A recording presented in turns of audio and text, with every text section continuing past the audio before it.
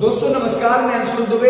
आज हम अपने मास कम्युनिकेशन एंड जर्नलिज्म में जो आज हमारा सब्जेक्ट है उसके अंतर्गत हम प्रिंट मीडिया से रिलेटेड जो समाचार सब्जेक्ट है, टॉपिक है फीचर। हम आज फीचर को पढ़ने वाले हैं। समाचार लेखन, फीचर लेखन क्या है। तो दोस्तों आज जो हमारा मुख्य टॉपिक है वो टॉपिक है फीचर। ये समाचार के अंतर्गत आता है। तो फीचर होता क्या है, इसका अर्थ क्या होता है, इसकी परिभाषाएं क्या होती है, इसका स्वरूप कैसा होता है, इसके तत्व क्या होते हैं, इसके प्रकार क्या होते हैं, आज हम इस वीडियो में आज फीचर के बारे में समझने वाले हैं। तो दोस्तों सबसे पहले हम आपको बता दें, जो फीचर शब्द है वो फीचर इंग्लिश के फीचर लैटिन शब्द के फ्यूचरा शब्द से बना हुआ है। इसके अनेक अर्थ जो है वो हम आपको बताने वाले हैं। तो एक बेवस्तर हुए हैं, उन्होंने फीचर को समझाते हुए बताया कि व्यक्ति या उसका जो स्वरूप होता है उसके बारे में हम लिखते हैं, किसी व्यक्ति या उसके स्वरूप के बारे में बताते हैं, वो हम फीचर कहलाता है। वही उन्होंने बताया कि चेहरे और चेहरे का अंग विशेष जैसे आंख, कान, नाक, मुंह आदि का स्वरूप बताना ही फीचर है। उन्होंने आगे बताया कि समाचार पत्र या पत्रिकाओं में प्रकाशित एक विशिष्ट रचना फीचर कहलाती है। उन्होंने आगे बताया कि पूरी लंबाई का जो चलचित्र बताया जाता है उसको भी हम क्या कहते हैं, फीचर कहते हैं। इसके बाद बात आती है परिभाषाओं की। फीचर की परिभाषाएं क्या होती हैं। तो दोस्तों आपको बता दें, एक हुए हैं लेखक, उन्होंने बताया रा खाडिलकर नाम है इनका। इनके अनुसार फीचर वे लेख हैं जो पाठकों में ये बताएं कि घटना घटित क्यों हुई है और इसका परिणाम क्या होगा। कोई भी फीचर लिखा जाता है तो उसमें जो पाठक होता है, जो फीचर पढ़ने वाला होता है, वही उसका मन जिज्ञासाओं से भरा होता है, वह उत्सुकताओं से भरा होता है। तो वही इन्होंने बताया कि जो फीचर वे लेख है, फीचर एक तरीके का लेख ही होता है। तो उन्होंने बताया कि फीचर वे लेख हैं जो पाठकों में ये बताए कि घटित घटना क्यों हुई और इसका परिणाम क्या होगा। तो परिभाषा आप फिर से सुन लीजिए। रा खाडिलकर के अनुसार परिभाषा है कि फीचर वे लेख हैं जो पाठकों को ये बताएं कि घटना घटित क्यों हुई है और इसका परिणाम क्या निकलेगा। इसके बाद अन्य परिभाषाओं के अनुसार एक परिभाषा अपन ने निकाली है, वो ये है कि फीचर एक है झाल है जो समाचार संपादकीय समीक्षा और स्तंभ लेखन से अलग है। संपादकीय समीक्षा एवं स्तंभ लेखन विचार अभिव्यक्ति के साधन है। इनके अतिरिक्त जो कुछ भी समाचार पत्रों में प्रकाशित होता है वो सभी क्या कहलाते हैं, फीचर कहलाते हैं। वही एक श्री डॉन डंकन ने भी फीचर को परिभाषित करते हुए बताया। श्री डॉन डंकन के अनुसार फीचर की परिभाषा है कि फीचर एक सैंडविच के समान है। क्या के समान है? डॉन डंकन हुए एक लेखक, उन्होंने बताया फीचर के बारे में कि फीचर एक सैंडविच के समान है जिसके दोनों ओर शक्कर की परत से ढकी हुई केक के टुकड़े तथा बीच में मसालेदार आलू और पनीर है। इस तरीके से उन्होंने फीचर को समझाया कि फीचर एक सैंडविच है जिसके दोनों ओर शक्कर की परत से ढकी हुई केक के टुकड़े हैं और बीच में मसालेदार आलू और पनीर है।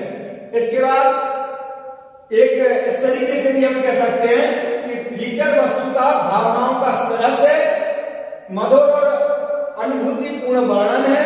फीचर लेखक गौड़ है, वह एक मात्र माध्यम है जो फीचर द्वारा पाठकों की जिज्ञासा और उसकी उत्सुकता को शांत करता है। क्या करता है? फीचर एक ऐसा माध्यम है जो फीचर द्वारा पाठकों की जिज्ञासा, उनकी उत्सुकताओं को शांत करता है। इसके बाद बात आती है फीचर लेखन के समय हमें किन तथ्यों का ध्यान रखना होता है, कौन कौन सी बातों का हमें फीचर लिखते समय विशेष ध्यान रखना होता है। तो दोस्तों आपको बता दें, जब हम फीचर लिख रहे होते हैं तो हमें सबसे पहले कोई भी विषय चयन करना होता है, हमें कंटेंट को चुनना होता है। अगर हम फीचर लेखन लिख रहे हैं, फीचर लिख रहे हैं तो सबसे पहले हमें क्या करना होगा, कोई कंटेंट का चुनाव करना होगा, किसी विषय को चुनना होगा। जब हम विषय को चुन लेंगे फिर बात आती है कि फीचर अब आगे कैसे लिखें। हमने विषय को तो चुन लिया, तो दोस्तों विषय चुनने के बाद शीर्षक देना होता है, एक हेडलाइन देनी होती है, हेडिंग देनी होती है। हेडिंग क्यों देनी होती है? किसी भी लेख या फीचर या किसी भी समाचार में जो हेडलाइन होती है, हेडिंग होती है, जो आपका शीर्षक होता है, वो क्या होता है? उस पूरे आपके फीचर का ही आत्मा कहलाती है हेडिंग। अगर आपके फीचर में हेडिंग नहीं है तो आपकी जो फीचर है वो मरे हुए बॉडी के समान होगा, डेड बॉडी के समान होगा। तो दोस्तों सबसे पहले हम कंटेंट चुनेंगे, विषय को चुनेंगे, इसके बाद हमें हेडिंग देना अनिवार्य है। उसके बाद हमें क्या करना होता है? विषय चुनने के बाद हमें शीर्षक का चुनाव करना होता है। शीर्षक दे दिया आपने, विषय चुन लिया, उसका शीर्षक दे दिया, अब क्या करना होता है? तो दोस्तों फीचर लिखने के लिए आपने विषय चुनने के बाद, हेडिंग चुनने के बाद, हेडिंग लिखने के बाद आपको उसमें क्या देना होगा? प्रस्तावना, इंट्रोडक्शन, भूमिका। आपको प्रस्तावना में बताना होगा कि आप क्या लिखने वाले हैं, आपका क्या उद्देश्य है, उसके बारे में प्रमुख रूप से आपको इंट्रोडक्शन, उसका परिचय देना होगा। जो फीचर आप लिखने वाले हैं उस फीचर का पूरा परिचय आपका प्रस्तावना, इंट्रोडक्शन, भूमिका में आ जाएगा। इसके बाद आपका प्रस्तावना लिखा जाएगा। उसके बाद क्या लिखना है आपको? उसके बाद आपको लिखना है विवेचन या विश्लेषण। विश्लेषण को बोलते हैं बॉडी।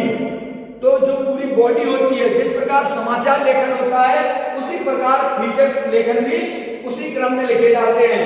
विषय चुन लिया आपने, शीर्षक दे दिया आपने, इंट्रोडक्शन लिख दिया, परिचय दे दिया आपने। इसके बाद विश्लेषण, बॉडी। बॉडी में आप उसके बारे में पूरी विवेचना करेंगे, उसका पूरा विश्लेषण बताएंगे, वो आपकी क्या कहलाती है? बॉडी कहलाती है। ये सब करने के बाद फिर ये पूरा आप जो उसको विश्लेषण उसका दे चुके होंगे फीचर का, उसके बाद आपको क्या करना होता है? उपसंहार लिखना होता है। क्या लिखना होता है? निष्कर्ष, कंक्लूजन देना होता है लास्ट में आपको। जब आप ये सब दे चुके होंगे, कंक्लूजन भी दे चुके होंगे, फिर आपका मुख्य जो कार्य होता है, तो आपकी फीचर को आकर्षित बनाता है, एक अट्रैक्टिव बनाता है, वो क्या होता है? वो होता है चित्रांकन, फोटोग्राफ। अगर आप अपने समाचार में, लेख में, फीचर में अगर फोटोग्राफ नहीं देते हैं तो वह आकर्षित नहीं लगती है, लोगों का मन उस तरफ नहीं जाता है, लोगों को आकर्षित वो आपका फीचर नहीं कर पाता है। तो इसलिए किसी भी फीचर में लास्ट में हमें क्या देना होता है? फोटोग्राफ, चित्रांकन देना होता है। और ऐसे चित्रांकन जो बात करते हुए, चलते हुए नजर आए। कैसे चलते हुए?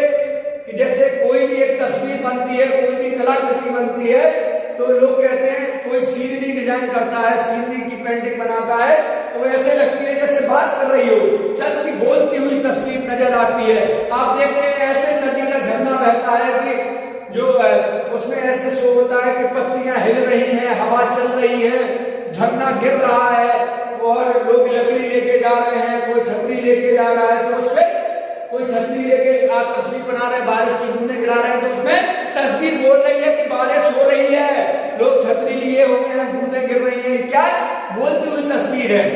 तो इससे हमें ये पता चलता है कि हमें किस प्रकार के चित्रांकन देने होते हैं। तो दोस्तों पुनः सुन लें, फीचर लेकर के समय हमें निम्न चीजों का विशेष ध्यान रखना होता है, तब जाके हमारा फीचर सिस्टमैटिक ढंग से और आकर्षक बन सकेगा। सबसे पहले हमें कंटेंट का चुनाव करना होता है, विषय को चुनना होता है। इसके बाद दूसरा आपका शीर्षक, हेडलाइन हमें फीचर में देनी होती है। फिर आपको प्रस्तावना मतलब इंट्रोडक्शन, फीचर के बारे में परिचय लिखना होता है। उसके बाद हमें विवेचन या विश्लेषण लिखना होता है, ये आपके फीचर की बॉडी कहलाती है। इसके बाद आप देखते हैं निष्कर्ष या उपसंहार मतलब कंक्लूजन भी लिखना होता है, लास्ट में अति आवश्यक होता है। उसी कंक्लूजन के माध्यम से जो लिखता है लेखक, उस कंक्लूजन में फीचर में ये लिख देता है कि इसका पूरा सार क्या है, संक्षिप्त में लिख देता है। इससे क्या होता है, जो पढ़ने वाला पाठक होता है आपके फीचर को, उसकी सारी जिज्ञासाएं, सारी उत्सुकताएं शांत हो जाती हैं, उसको सारी चीजें, सारे सवालों के जवाब उसको उस कंक्लूजन में मिल जाते हैं जो आपका फीचर पढ़ रहा होता है। दोस्तों इसके बाद बात आती है टाइप्स ऑफ फीचर। फीचर के कितने प्रकार हैं? तो दोस्तों आपको बता दें फीचर के करीब 10 प्रकार हैं। सबसे पहला आपका होता है व्यक्तित्व फीचर। व्यक्तित्व फीचर क्या होता है? जिसमें आप किसी पर्सनालिटी के, किसी भी व्यक्ति के बारे में आप अपने फीचर में लिखते हैं तो क्या होता है, व्यक्तिगत या व्यक्तित्व फीचर। ये क्या है आपके फीचर के प्रकार। अभी आपने पढ़ा, फीचर का अर्थ समझा, उसका स्वरूप समझा, उसका नेचर समझा, उसकी डेफिनेशन समझी, उसका फीचर को लिखने का सिस्टमैटिक ढंग से तरीका समझा। अब हम आपको जो बता रहे हैं वो है फीचर के टाइप्स ऑफ फीचर।